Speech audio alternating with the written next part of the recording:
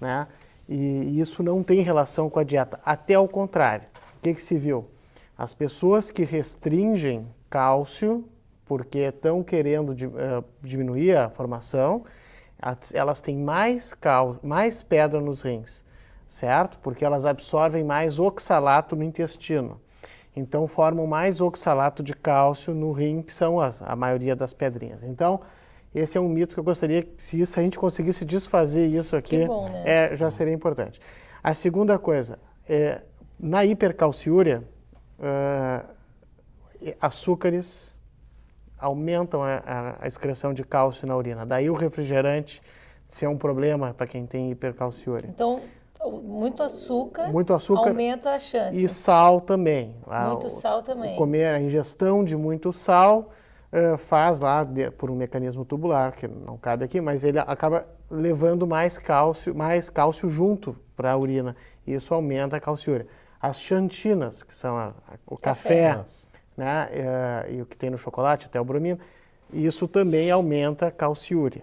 Então, dentro da dieta, que a gente falaria na prevenção, se a gente fosse fazer genericamente, como é bem salientado no início, tem que procurar o especialista, tem que ver qual é a causa, para a gente não sair fazendo coisas assim. Mas se a gente fosse dar uma recomendação geral, tomar muita água, evitar excesso de açúcares, evitar excesso de cafeína e excesso de sal. São coisas fundamentais assim para quem tem cálculo, principalmente os cálculos de cálcio. Nós vamos fazer de novo uma pausa. Passa muito rápido. Passa muito ligeiro, né? E já voltamos. Nós acabamos de falar sobre cálculo, né? Inclusive algumas formas de evitar ou prevenir a formação. E Elton, quando chega a crise, como é que se trata? Estou te perguntando, porque é simples, né? Poder dizer assim, não, vai para o hospital, vai operar, mas... A gente podia até começar a perguntar qual é o primeiro sintoma, aquela pessoa que nunca teve, qual é o primeiro sintoma? Ele vai saber. Na realidade, isso aí é muito interessante. A pessoa que nunca teve um episódio de cólica renal e não tem ninguém na família ali que já tenha presenciado a pessoa diz exatamente isso. Eu não sei o que está acontecendo comigo. É uma dor extremamente aguda, infernal, e o paciente não sabe o que está acontecendo. E a dor é lancinante de uma hora para outra. Tem pacientes que estão no trânsito, tem que abandonar o seu carro, pedir que um táxi, alguém leve até a emergência, que eles não têm condição de seguir dirigindo o veículo. Tá? Então, na realidade, não tem, a pessoa que nunca teve, né, ela não sabe o que está acontecendo. Depois que a pessoa já teve a primeira cólica renal, que ela sabe aquelas características de dor importante, que geralmente são localizadas em região lombar, se estende a dor para o abdômen, né? E pode essa dor ir até o testículo no homem, até o lábio vaginal na mulher. Essa é a característica da dor. Uma dor de característica de cólica, quer dizer, passa e vem, e normalmente associada a náuseas e vômitos. Esse é o quadro clínico típico. A pessoa que passou por isso, depois quando começa a ter uma cólica renal, já sabe, vou ter uma cólica, e vai à emergência. Mas quem nunca teve é difícil sabê-lo. Tá?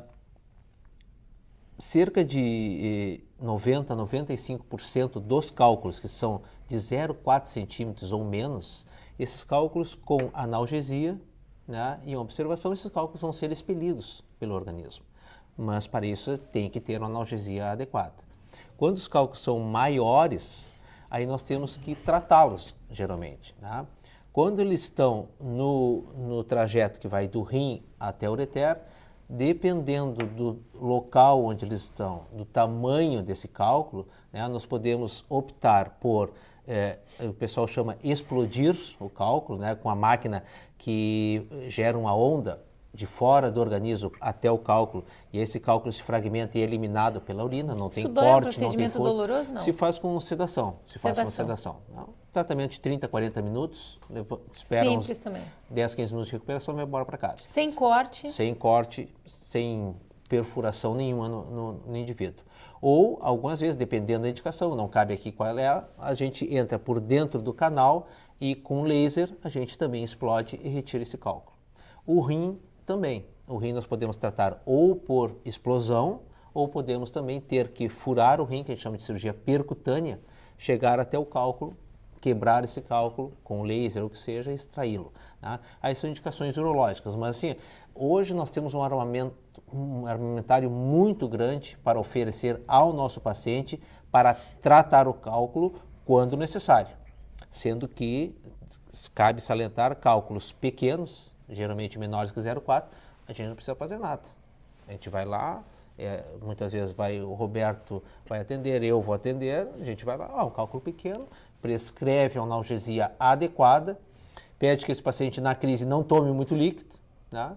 E esse paciente vai eliminar esse cálculo espontaneamente. Isso é uma dica muito boa, na crise não tomar muito líquido, porque tem gente que não procura e acha que na crise, disseram para mim que quem tem cálculo renal tem que tomar água. Na crise fica tomando muita água. Outra coisa importante assim, a gente salientar é que se fizeram estudos mostrando que pacientes que tinham, por exemplo, uma bombinha de analgesia, tá? E outros pacientes dependiam da enfermeira para fazer analgesia.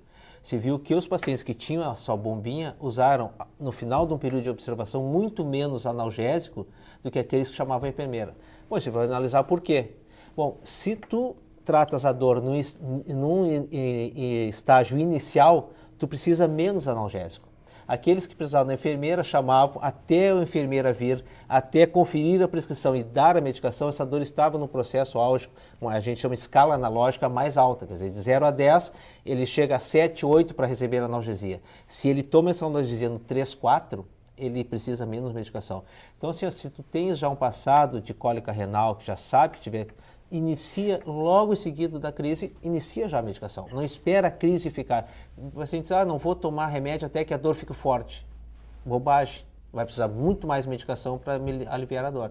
Iniciou a cólica, toma medicação. Se a dor persiste, vai ao serviço de emergência. E que a gente pode falar que tipo de medicação a gente pode tomar para dor, quem começa a crise? A base é anti-inflamatório não esteroide. Tá, anti-inflamatório não esteroide. Mas essa bombinha de analgésico, o paciente tem como fazer esse tratamento em casa? Não, isso aí foi um estudo que se fez, né?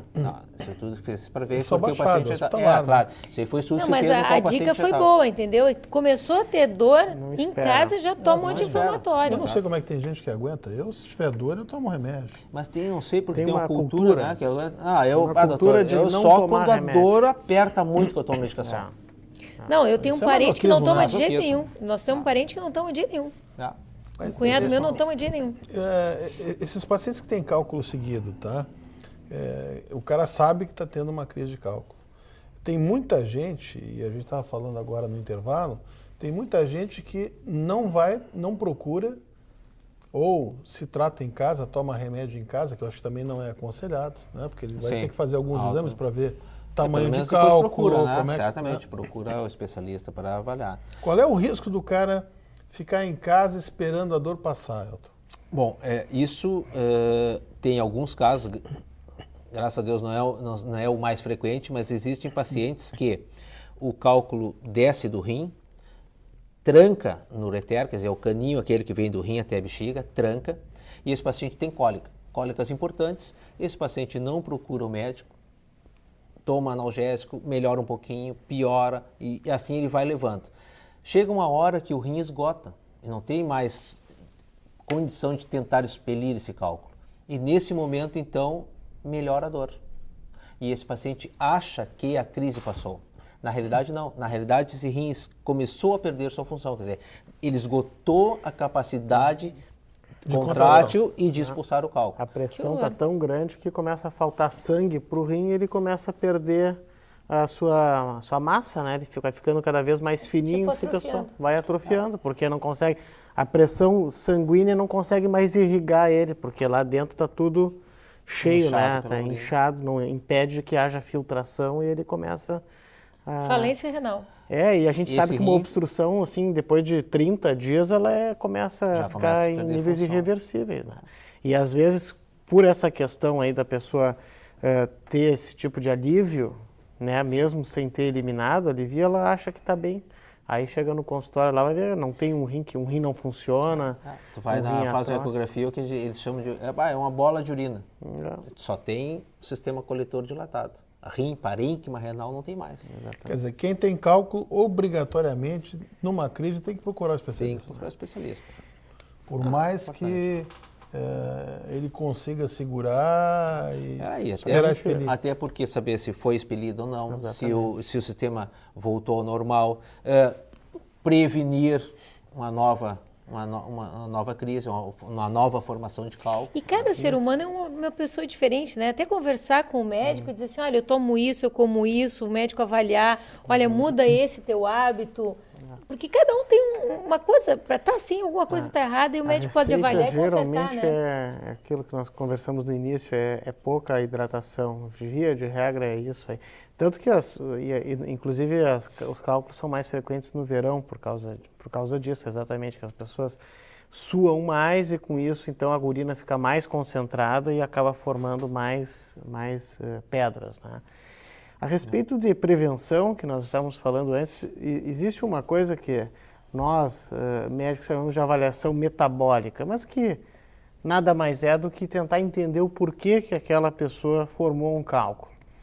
Bom, isso, de certa forma, não precisa ser feito em todas as pessoas. Quero deixar bem claro isso, senão vai parecer assim, que toda pessoa que formou um cálculo na vida tem que ir no nefrologista para fazer uma avaliação. Não.